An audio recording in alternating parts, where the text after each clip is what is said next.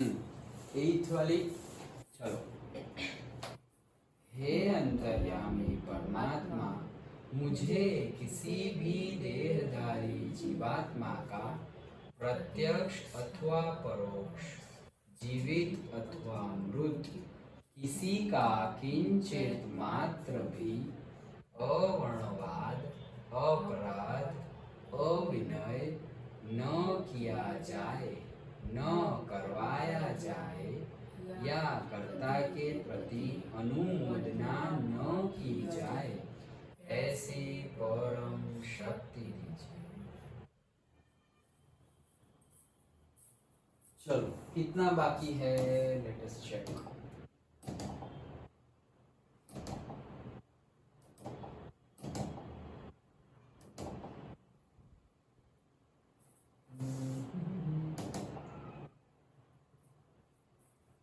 पहले से ही बाकी है, पहले से ही बाकी है।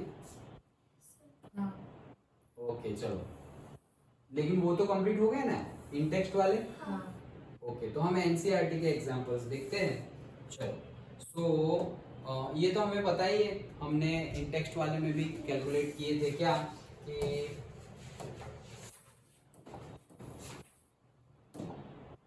कन्वर्ट सेल्सियस में। सो 300 केल्विन ऑलरेडी है,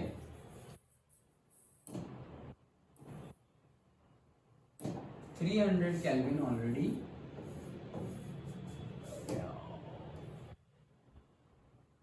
300 केल्विन है, उसको हमें सेल्सियस में कन्वर्ट करना हो तो क्या करेंगे, -273, that will be 27 degree Celsius.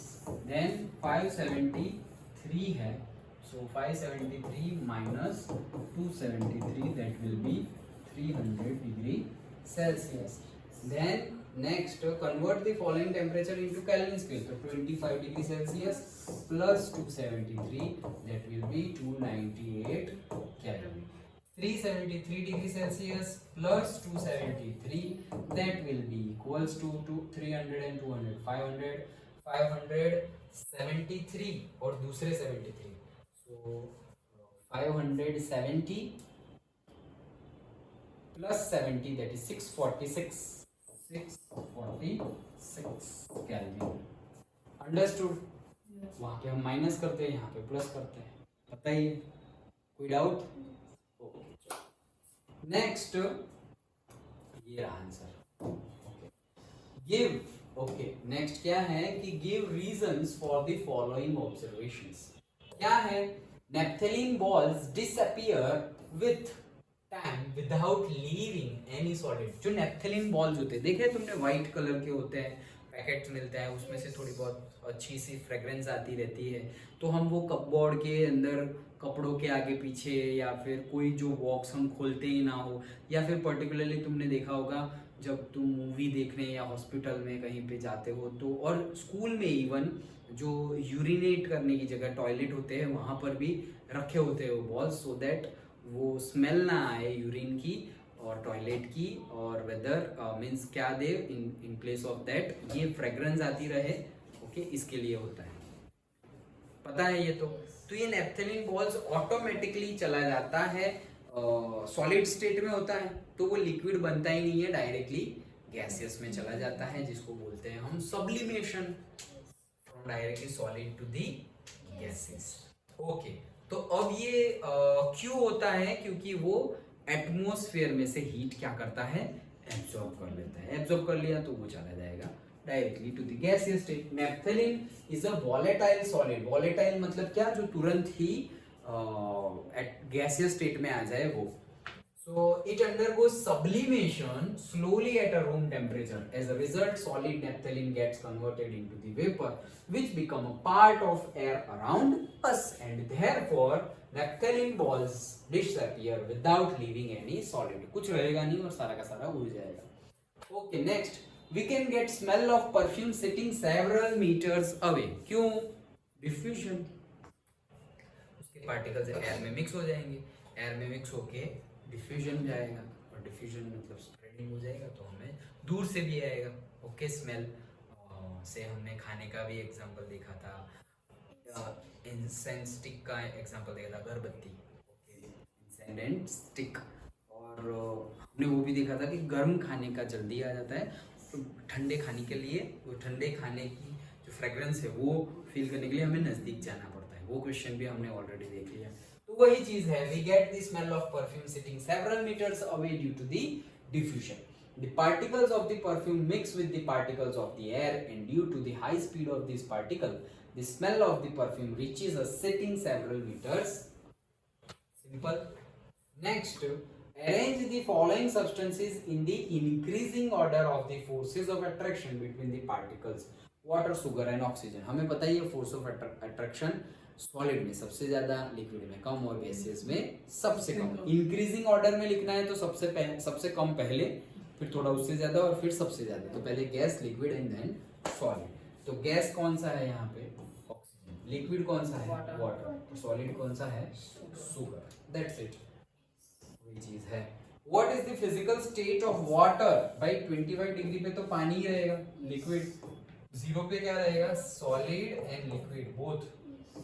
100 पे लिक्विड एंड गैस। यस, तो देखो हियर और लिखा हुआ है ना, मतलब सॉलिड आइस भी रहेगा और लिक्विड, एंड यहां पर लिक्विड और gas. Simple.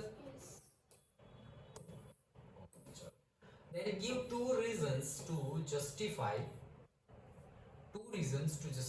water at room temperature is a liquid. भाई वाटर रूम टेम्परेचर पे लिक्विड क्यों होता है, उसके रीजंस दो। तो वही सब कुछ लिख देना है जो हमने ऑलरेडी, और जैसे मैंने तुम्हें बताया कि कीवर्ड्स याद रखने हैं: forces of attraction, density, okay, और से और क्या, काइनेटिक एनर्जी कितनी है, वो सारे हमारे कीवर्ड्स हैं।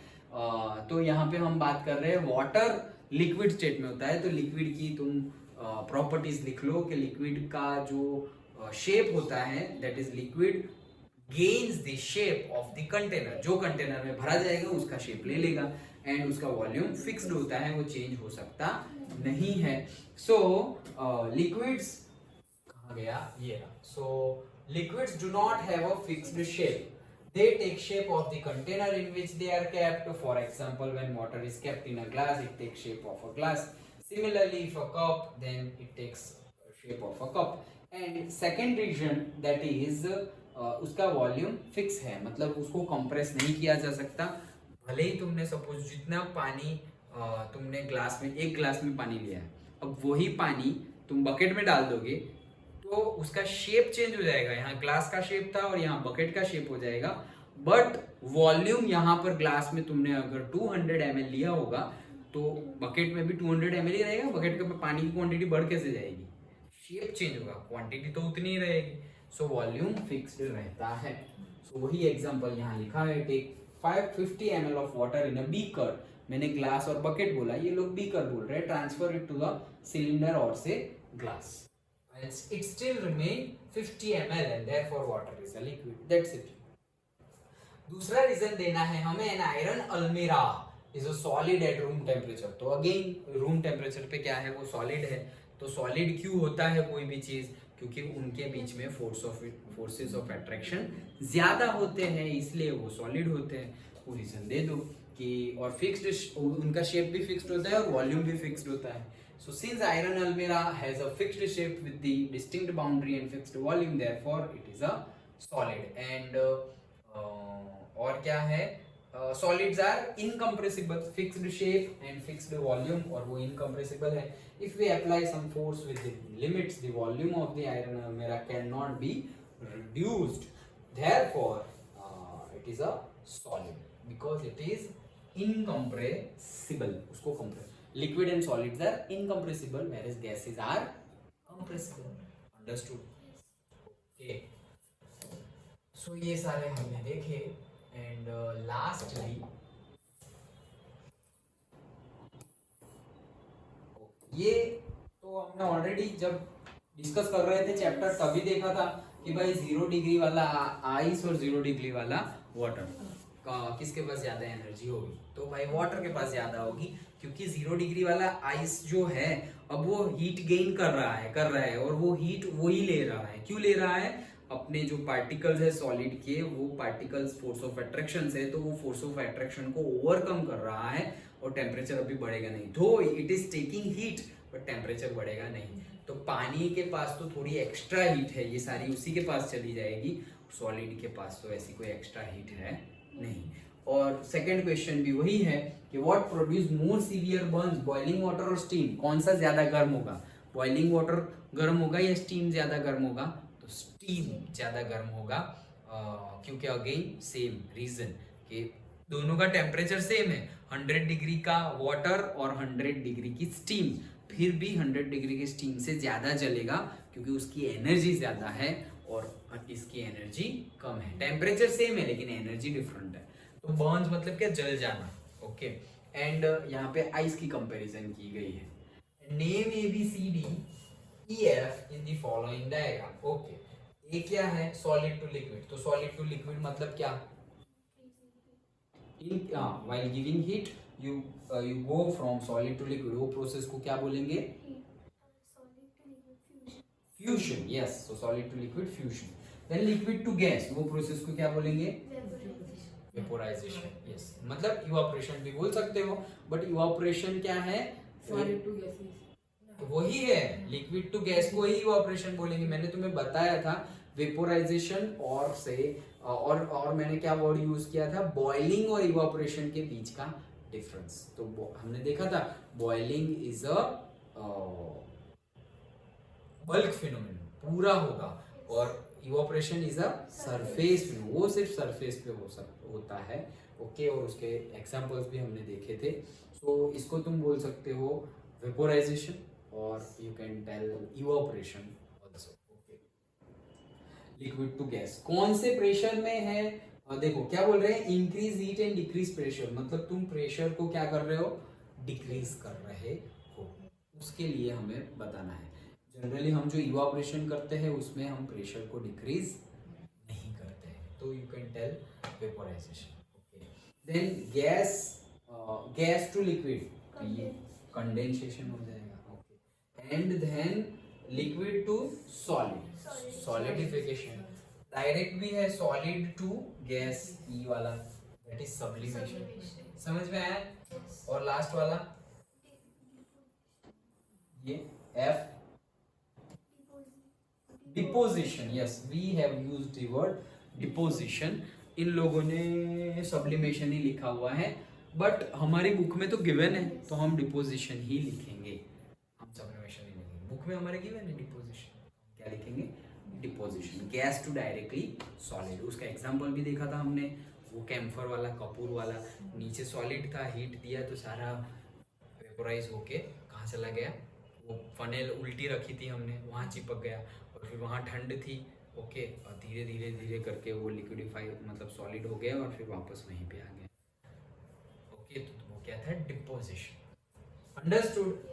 तो ये था पूरा हमारा चैप्टर 1। अब जाके हम बोल सकते हैं कि हमारा चैप्टर 1 साइंस का कंप्लीट हुआ है। विद दिस आवर साइंस का whole chapter matter in our surrounding complete होता है। हमने पहले चैप्टर डीपली समझा, वो समझने के बाद हमने इन टेक्स्ट के क्वेश्चन लिए, वो लेने के बाद हमने एक्सरसाइज के क्वेश्चंस भी डिस्कस किए। अच्छे से समझ में आ गया पूरा चैप्टर। ओके, तो हमारा मैथ्स का एक चैप्टर कंप्लीट हुआ है। सेकंड, हमारा साइंस का भी एक चैप्टर कंप्लीट हुआ है। फर्स्ट, हमारे ऑलरेडी 20 डेज जितना टाइम हो गया है, 15 से हमने स्टार्ट किया था। इंग्लिश का हमने कितने किए?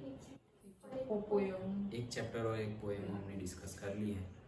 ओके, इंग्लिश की एक्सरसाइज तो क्या, वो तो I will give you some question, वही क्वेश्चंस प्रिपेयर करो, और जो तुम्हारी डाइजेस्ट है ना, तुम लाए थे ना उस दिन, तुम्हारी डाइजेस्ट कर गई है यहीं पे, तो हाँ, तो वो वाले ही क्वेश्चंस प्रिपेयर करने हैं। ओके, तो वो तो स्टोरी लाइन पता हो तो तुम लिख सकते हो। डन? तो अब हम स्टार्ट करते, तीनों सब्जेक्ट ले लिए हैं तो हम एक 4th सब्जेक्ट ले लेते हैं, that is okay. Video change करते हैं हम।